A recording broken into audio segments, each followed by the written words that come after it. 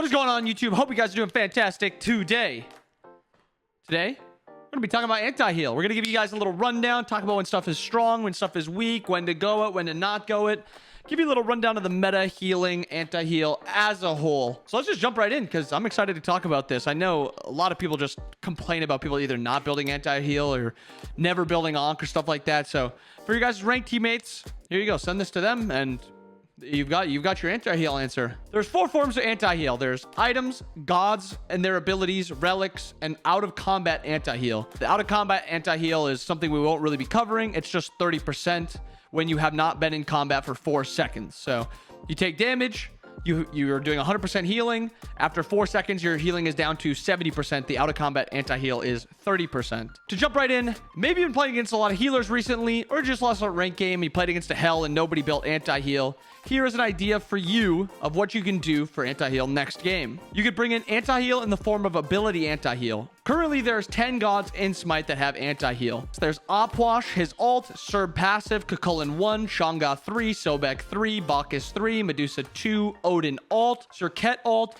and Osiris ult. Odin ult, Serket ult, and Osiris ult act as a completely different form of anti-heal, all healing. So it isn't just 100% anti-heal. It is you are not healing if you are hit by our ult or are in Odin ult. They act slightly different. You can't Asclepius out of the Odin heal. You can't Asclepius out of a Serket ult. I said Odin heal. I meant Odin ult. Idiot! You can't Asclepius or Cad shield heal out of it. The rest of them, Cad and Asclepius, act as an additive. So if you take 100, you heal for 100, Brawler's anti-heals you for 40%, or we'll say Kukulin anti-heals you for 50%, you will then heal for 50. The Asclepius, which is 20%, only goes on top of that 50, making your heal 60. Anti-heals are additive, but Asclepius heals you based off of the anti-heal. So it's a little bit weird, but it'll make sense. I'll also give you guys a little cheat sheet of all the forms of anti-heal. So in your next game, you can try to decide if you need to build anti-heal or whatever. Those are the gods you could be playing if you need some form of anti-heal. Or you could be looking at Onk. Onk is a little bit limiting because it forces you into going only one other relic that isn't used for anti-heal. Also, in its current iteration, Drowned Onk is rather weak. But there is one positive to Drowned Onk. And that is if you're playing against a very, very heal-heavy comp. Drowned Onk and Blighted Onk, the 2 different Onks, actually stack. Drowned Onk is 40% anti-heal, Blighted Onk is 60% anti-heal, and they do stack together, meaning a 100% anti-heal if your solo laner has the Drowned Onk and your support has the Blighted Onk. Now, going to the items, because this is the most dependent on the game. You could build Brawlers. Third item, you don't have to decide out of the game if you want to build or play an anti-heal god. Maybe you're stuck playing Bologna and they have Hell, Baron, Yamoja, and you're like, I need to get some anti-heal online. So currently there is 9 anti-heal items. There is Brawlers, Shadow Steel, Toxic Blade, Divine, Contagion, Pestilence, and then there's 3 in the form of a starter item. Tainted Steel, which is the starter. Tainted Breastplate, which is the leveled up starter. Tainted Amulet, which is the other healing starter. Like I said, there's going to be a sheet below in the description, which will have all these forms of anti-heal, their percentages, their seconds, all in a easy to read paper. So this is all the anti-heals there are. Brawler, Shadow Steel, Toxic, Divine, like I said, and then there's the relics at the bottom, and then out of combat for 30%. If you're in a game, you really don't know what anti-heal item to be building, I try to keep it as simple as possible. I will only build Onk if the god heals their team. So Yamojas, Sylvanas, Terras, Hells, Changa, Guans, stuff like that. Onk has a lot of value because you're getting this anti-heal onto multiple different people, and they're also taking extra damage, or in Drowned Onk's case, they're taking max health damage, which is still very, very good. If it is just healing for yourself, i.e. a Hercules, a lifesteal god like a Hunter, Freya, stuff like that, I will try to stick to item anti-heal because the Brawlers the Onks aren't getting as much use. When it gets super specific and you're playing a god like Opwash, it comes down to what are you going to be valuing more? That 40% extra anti-heal from the Divine on top of your ult anti-heal?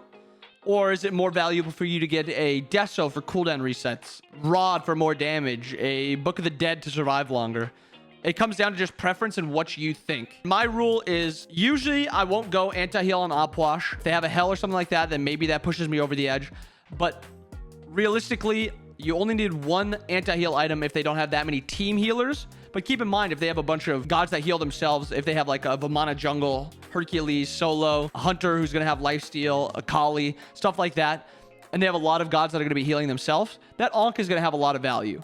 Now, I did say that I will never build Ankh if there's just like one, or if there's just a bunch of individual healers on their team.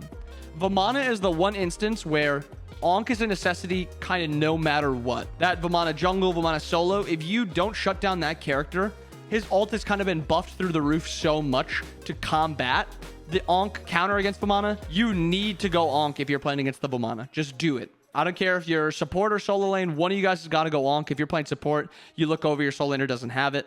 Build the Ankh. Now, for frontliners, Contagion, Pestilence, they're in a very weak spot. I don't really build those ever. There's more value in just one of your squishies going Brawlers, Toxic, Shadow Steel Divine, one of those 4 items, than there is in you getting that 25% from Contagion and Pestilence. The problem also with Tainted Steel is you're putting yourself on the back foot with this really weak starter that doesn't really give you any stats or any good passive or sustain until the late game. Tainted Breastplate and Tainted Amulet are actually statted out of their minds, and their passives are very, very good, but you're kind of putting yourself on the back foot with that Tainted Steel, so usually you won't see anyone building Tainted Steel. However, if you're in a matchup where you're like, I can win this matchup even without my Bluestone or without my Death Toll or without my Conduit Gem, I can build this Tainted. That is a very valuable opportunity before you, because Tainted Breastplate and Tainted Amulet are more valuable than any of the other anti-heal items. TLDR for Tainted, if you can get through your early game and get to the late game with these items, they're the most valuable anti-heal item. However, at its base level in a game, Divine, Brawlers are the 2 most valuable, and the 2 should be most likely bought. If you have a Kali jungle who can't build Brawlers, maybe you have to switch up your build a little bit and get a Shadow Steel on your Hunter, or maybe for some unholy reason, you're going to have to go Contagion or Pestilence in support. Basically, that's all I got. Little anti-heal video. I'll link this in the description below so you guys can take a peek at it. But anti-heal, build it. Help your team out. You'll win more games. Hope you guys have a wonderful rest of your day. See ya.